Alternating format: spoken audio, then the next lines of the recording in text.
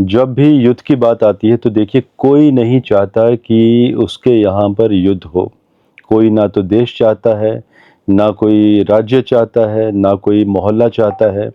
क्योंकि जब भी युद्ध होते हैं किसी देश में, किसी कस्बे में, किसी राज्य में, किसी शहर में, तो कहीं न कहीं वो विनाश ही लेकर आते हैं। कभी भी युद्ध किसी का हित नहीं करते, हमेशा ही परेशानियाँ लेकर आते हैं। प्रेडिक्शन दी थी अगस्त 2021 में कि यूक्रेन रशिया के मध्य वॉर होगी, तो आप सोचिए जिस तरह से वॉर शुरू हुई है और जिस तरह से तबाही मची हुई है। मैंने विश्लेषण करके बता दिया था कि ईरान विश्व युद्ध का केंद्र बनेगा, तो आप सोचिए ना कि तबाही कितनी मची है और कितने लोग परेशान हो गए हैं। हमास ने जो अटैक किया था, बाद जो इज़राइल का जो रिटेलिएशन हुआ है, आप सोचिए कि जो डाटा आ रहा है उसमें ये दिखाई दे रहा है कि अराउंड 60,000 लोग अपनी जान गंवा चुके हैं गाजा में। जब मैं विश्व लगन कुंडली का मैं प्रभाव देख रहा हूँ कि 2025-26 में क्या होगा, ये 26 मीन्स मार्च 2026 तक की प्रेडिक्शन दे रहा हूँ, तो अभी जो हालात बने हुए हैं ये तो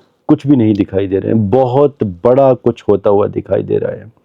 नए-नए युद्धों के नए-नए मोर्चे भी खुलते हुए नज़र आ रहे हैं और ये वही मोर्चे हैं जो इससे पहले भी खुल चुके हैं, बंद हो चुके हैं और बस थोड़ा-सा वो फ्यूल अप एंड ट्रिगर करने की ज़रूरत है और ट्रिगर भी होंगे। यूक्रेन रशिया की वॉर कब बंद होगी?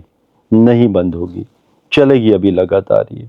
अगले 1.5 से 2 वर्ष तो हालात दिखाई ही नहीं दे रहे हैं। अगर हम ज्योतिषीय विश्लेषण भी करें, रुकने का नाम नहीं ले रही है ये वॉर। और यूक्रेन रशिया की ये जो वॉर है, ये बहुत सारे युद्धों का, बहुत सारे और दुनिया में और देशों में नए-नए मोर्चे खुलने का भी कारण बनेगी।